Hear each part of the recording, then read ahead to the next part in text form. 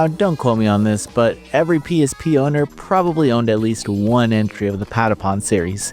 The game was released during a time when smaller creative titles, even from first-party publishers, were viable and could find success, and we really haven't seen anything like it since. Well, the spiritual successor Rhythmic will eventually release, but until then, what's a rhythm strategy fan to do? Stemming from what can be seen as Bandai Namco's reviving old Sony Japan IPs following the release of Freedom Wars Remastered, the publisher has now given a similar treatment to the Patapon series with the release of Patapon 1+2 Replay. And while technically the original Patapon received a remastered on PS4, that version honestly wasn't up to the technical standards that players expect from these re-releases. Now, Patapon 1+2 Replay mitigates those previous criticisms by delivering a decently updated version of these titles that retains their differences, but also makes them a little more seamless. I only say this now because by design, Patapon 2 is a way better game, but let's unpack that in this review.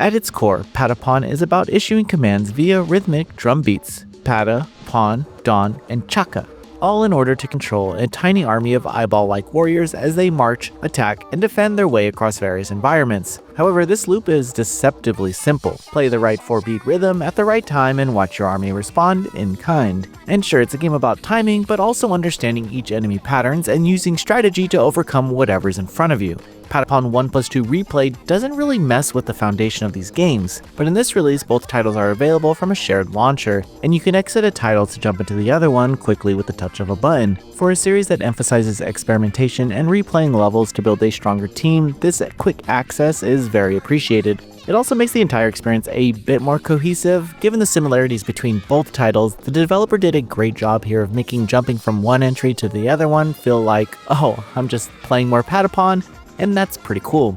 Each game follows a similar story structure. You're a god leading the Patapons toward Earthend, a mystical land that represents their destiny. Along the way, you'll fight off the Zigoton army and monstrous bosses while slowly rebuilding your forces. But let's be honest, Patapon isn't remembered for its storytelling. Despite how cute the pawns are, the narrative has always played second fiddle to the beat, and that's still true here. The remastered actually retains the original story cinematics, but unfortunately, they didn't add voiceover for the narration, so now some cutscenes feature auto-advancing text paired with soft or even non-existent music, which can make it hard to follow.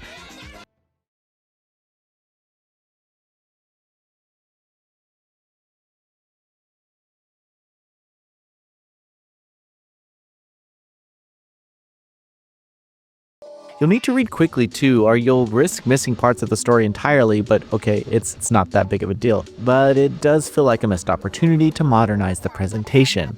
Thankfully, the rhythm-based gameplay remains excellent, even during its frustrating moments like missing a beat and watching your army fall apart to some lame giant bird.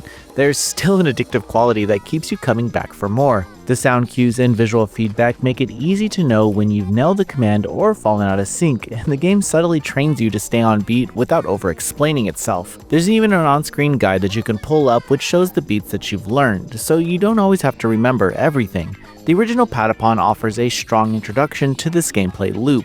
It teaches you the importance of each unit type, how equipment impacts performance, and how to use fever mode to maximize your squad's strength.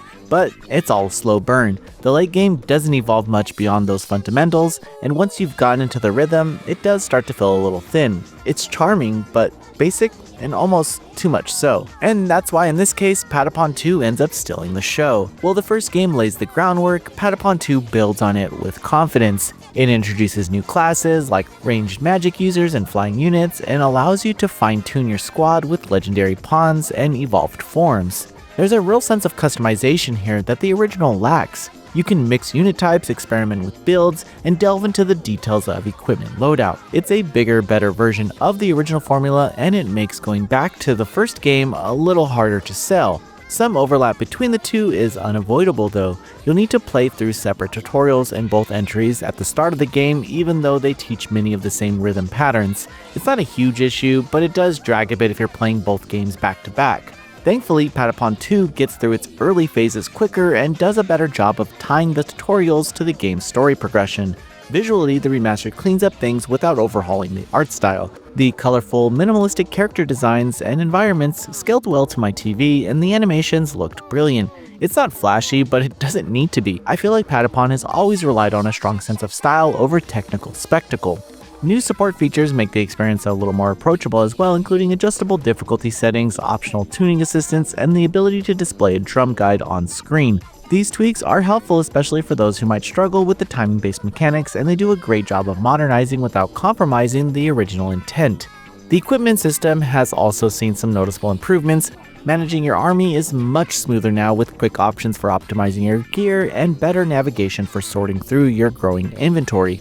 Patapon 1+2 Replay fits best as a portable experience, and that's why I feel like the Switch version makes the most sense for this. Missions can take anywhere from 10 to 20 minutes, making it ideal for short bursts of play. So whether you're on the commute or just looking to kill some time, put some headphones on and whip this out. Playing on the PlayStation 5 was a decent experience for me, but I felt like my experience would have been improved playing it the way that the developers intended.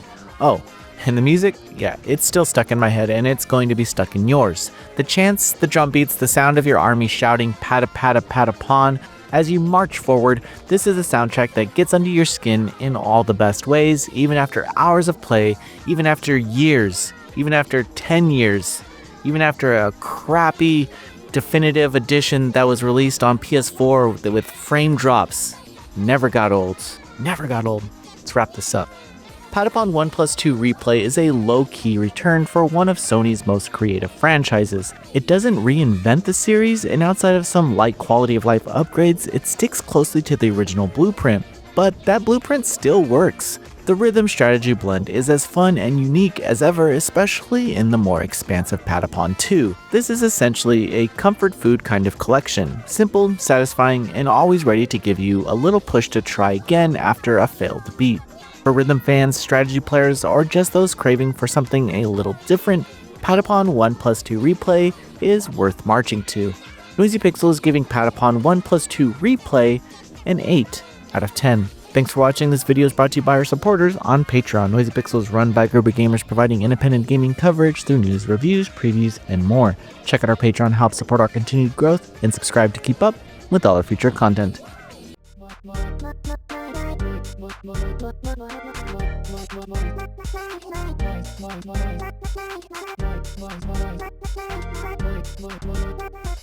Noisy Pixel.